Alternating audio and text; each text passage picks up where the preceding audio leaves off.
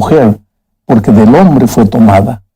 Por tanto, dejará el hombre a su padre y a su madre, se unirá a su mujer y serán una sola carne. Estaban ambos desnudos, Adán y su mujer, pero no se avergonzaban. Amigo querido, este es el relato de la creación de la mujer. Pero hay algo que necesitamos destacar. Mira, si tú lees todo el capítulo 1 del libro de Génesis, vas a ver que hay una expresión que se repite constantemente. Esa expresión es, vio Dios que era bueno, vio Dios que era bueno, vio Dios que era bueno. Pero el texto que acabamos de leer empieza de una manera diferente. Dice, vio Dios que no era bueno. Dios dijo, no es bueno. ¿Qué es lo que no era bueno? No es bueno que el hombre esté solo. Aquí surge un aparente conflicto. En medio de todo lo bueno, aparece algo que no es bueno. Pero, ¿no fue Dios el que creó a Adán solito? Y ahora descubre que eso no es bueno. Espera, ¿Dios no sabía lo que estaba haciendo? Solo se dio cuenta que no era bueno que el hombre estuviese solo cuando lo vio triste mirando que todos los animales tenían una pareja. Oh, querido, pensar de esa manera sería una ingenuidad. Ahora, si Dios creó a todos los animales en pareja, claro que la creación de Eva también estaba dentro de sus planes. Lo que sucede es que tanto la creación del hombre como la creación de la mujer fueron diferentes de la creación de los animales. Dios no usó solo el poder de su palabra, sino que usó sus manos. El ser humano fue, por así decirlo, una obra artesanal de Dios. En el caso de Adán se manchó las manos con barro, y en el caso de Eva se manchó las manos con sangre. La declaración, no es bueno que el hombre esté solo, no es una conclusión a la que Dios llega al ver a Adán solo. Es la descripción de una situación para resaltar el valor del matrimonio. Pero ahora vamos a la segunda parte de este estudio. Eva tenía que ser creada desde el momento que el ser humano era la imagen y la semejanza de Dios. ¿Qué quiere decir eso? En Dios podemos ver la unidad de las tres personas divinas. Es decir, constatamos que las personas del Padre, del Hijo y del Espíritu Santo son un solo Dios, sin desfigurar las características propias de cada persona. El Padre no es el Hijo, ni el Espíritu. Del mismo modo que el Hijo y el Espíritu no son el Padre, y sin embargo son uno solo. Los tres son el mismo Dios, pero no son la misma persona. Bueno, en el caso del ser humano debería suceder lo mismo. Adán y Eva eran dos personas diferentes, pero desde el plan divino deberían vivir como si fuesen un solo ser, con sus propias características, con su individualidad, claro, pero no separados, no en lados opuestos. No se puede hablar del ser humano pleno, completo, sin hablar del hombre y de la mujer juntos. Este es uno de los aspectos en que el ser humano fue hecho a la imagen del propio Dios. Y si es así, ¿no se debería buscar en la unidad de la divinidad la comprensión profunda de la unidad entre el hombre y la mujer? Adán y Eva eran distintos, pero al mismo tiempo complementarios. No es bueno que el hombre esté solo, voy a hacerle una ayudadora, dijo Dios. ¿Qué significa ayudadora? Muchos podrían creer que ayudadora significa asistente, o sea, el hombre es el principal y la mujer solo ayuda, es su asistente. Pero eso no es verdad. Eso le quitaría valor a la mujer y le daría un valor exagerado al hombre. Dios no los habría criado iguales entonces. Bueno, para entender mejor el concepto bíblico de la palabra ayudador o ayudadora, necesitamos leer otro versículo donde se encuentra la palabra ayudador. Es el Salmo 46, versículo 5. Dice así: bienaventurado aquel cuyo ayudador es el Dios de Jacob, cuya esperanza está en Jehová su Dios. La palabra ayudador, refiriéndose a Dios en hebreo, aquí en este versículo, es la palabra ezer, que es la misma palabra en el caso de Eva, cuando se dice que fue ayudadora. Y ezer no significa asistente. Dios no podría ser asistente del ser humano. Ezer, la palabra hebrea, significa literalmente el que viene a rescatar a alguien del peligro en que se encuentra. Pero sigamos adelante. Al despertar a Adán del sueño y ver a la mujer recién creada, él compone una bella poesía. En el hebreo, lo que Adán dijo, lo dijo en verso. Esta sí que es carne de mi carne y hueso de mis huesos. Era un verso. Nota que el hombre frente a la mujer la reconoce como igual en cuanto al hecho de ser humano, su rango, su nivel. Hueso de mi hueso, carne de mi carne. En Eva, Adán reconoce su propia humanidad, pero al mismo tiempo se sorprende y reconoce algo novedoso en ella, que la diferencia de él. Así comienzan entonces características propias de cada uno de ellos, que teniendo un origen común, se desarrollarán de un modo específico y diferente, particular. Cada uno con sus características, pero los dos uno solo. Solo que ese desarrollo de cada uno será posible mientras hagan o sean una sola carne. Es decir, cuando reconociendo su propio origen, su propia identidad individual, aprendan a vivir en unidad.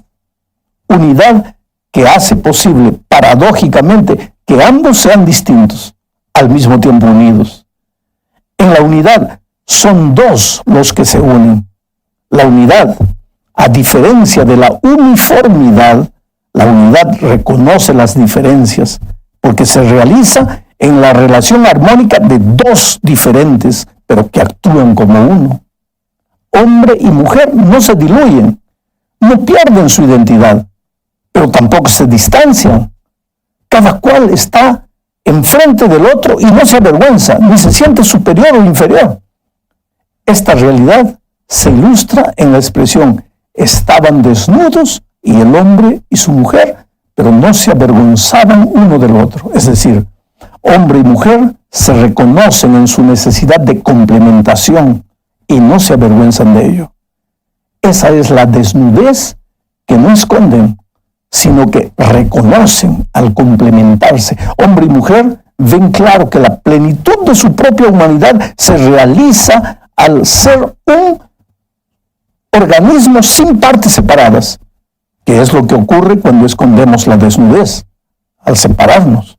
En la unidad del esposo y de la esposa no hay espacio para la extrañeza, porque el hombre y la mujer, por el hecho de reconocer que necesitan uno del otro, no renuncian a su individualidad, pero son uno.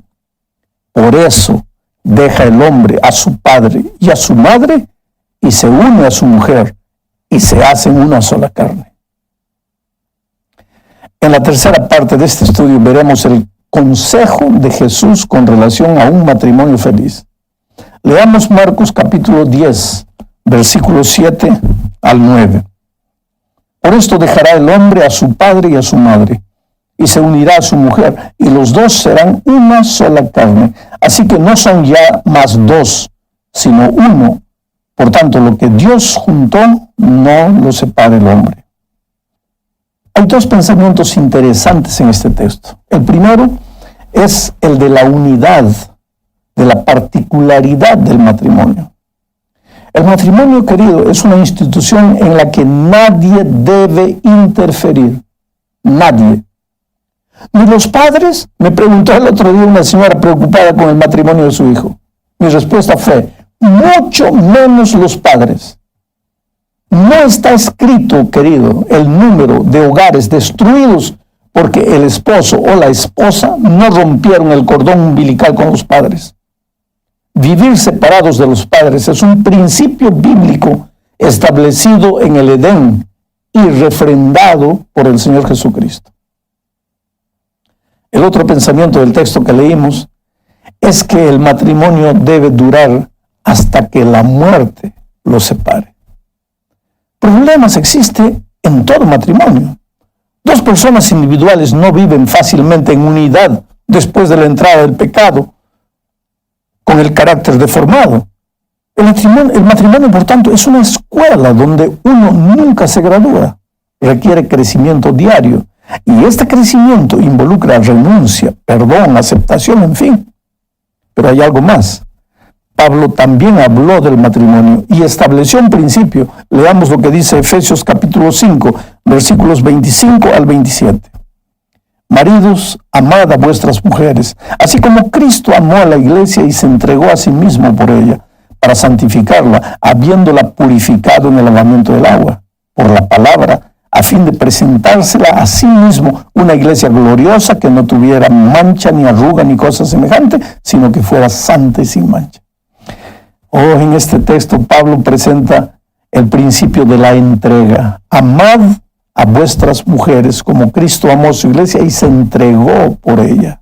Dice, para amar como Cristo amó, sin duda, hay que vivir en permanente comunión con Jesús. Solo cuando el carácter de Jesús sea reproducido en el ser humano, Él podrá amar como Cristo ama a su iglesia, y solo entonces podrá renunciar y entregarse, y esa entrega es la que fomentará el crecimiento de ambos dentro del matrimonio.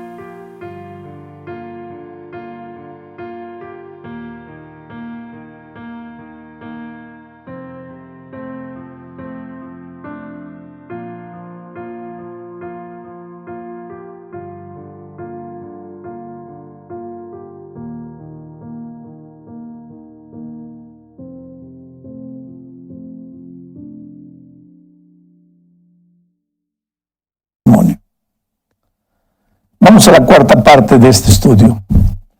Esta parte tiene que ver con la pureza sexual dentro del matrimonio. En principio debemos tener en cuenta que el sexo en el matrimonio es una de las cosas más puras, limpias y sagradas que Dios creó. El sexo es tan puro para Dios que en el Antiguo Testamento, cuando marcó a su pueblo para identificarlo como su pueblo, no lo marcó en la frente, ni en el corazón, ni en la mano, lo marcó en el órgano sexual a través de la circuncisión. Y en el Nuevo Testamento, para ilustrar el tipo de relación pura que desea tener con su iglesia, Jesús usa la ilustración del sexo entre esposo y esposa. Mira cómo para él el sexo es puro, limpio, sagrado. Pero el problema es que para que el sexo sea el don puro, santo, sagrado que Dios estableció, debe ser en el contexto del matrimonio, entre un hombre y una mujer. Aquí podríamos hablar mucho más, pero el tiempo no nos permite. Leamos, sin embargo, lo que dice Mateo, capítulo 5, versículos 27 al 30. Oísteis que fue dicho, no cometerás adulterio, pero yo os digo que cualquiera que mira a una mujer para codiciarla, ya adulteró con ella en su corazón. Por tanto, si tu ojo derecho te es ocasión de caer, sácalo y échalo de ti, pues mejor te es que se pierda uno de tus miembros y que no todo tu cuerpo sea arrojado al infierno. Y si tu mano derecha te es ocasión de caer, córtala y échala de ti, pues mejor te es que se pierda uno de tus miembros y no que todo tu cuerpo sea arrojado al infierno. Esta declaración de Jesús es aparentemente terrible, dura, en extremo. Corta tu ojo si eso es ocasión para caer. Ahora, pero si Jesús, el Señor del amor, el Señor de la gracia,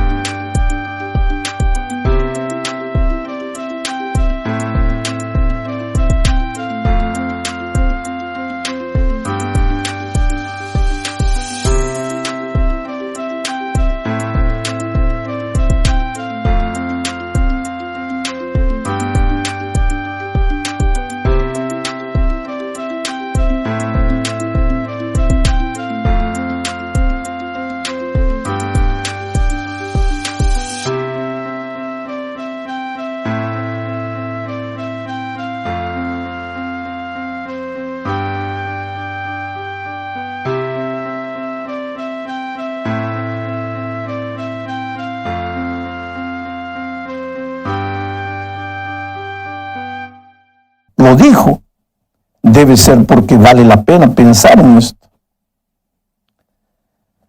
Llegamos ahora al fin de este estudio. Aquí veremos parte de lo que ya dije. El matrimonio y sus relaciones íntimas son usadas por Dios, tanto en el Antiguo como en el Nuevo Testamento, como símbolo de la relación de amor, unidad y fidelidad que Él desea tener con su iglesia.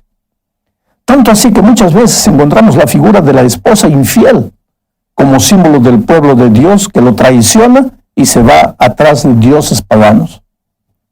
El libro de Oseas es un ejemplo claro de eso. Antes de entrar a la tierra prometida, el pueblo de Israel tendría que pasar por el territorio de pueblos paganos que no conocían al verdadero Dios. Y mira la advertencia que encontramos registrada en Éxodo 34, 15 y 16.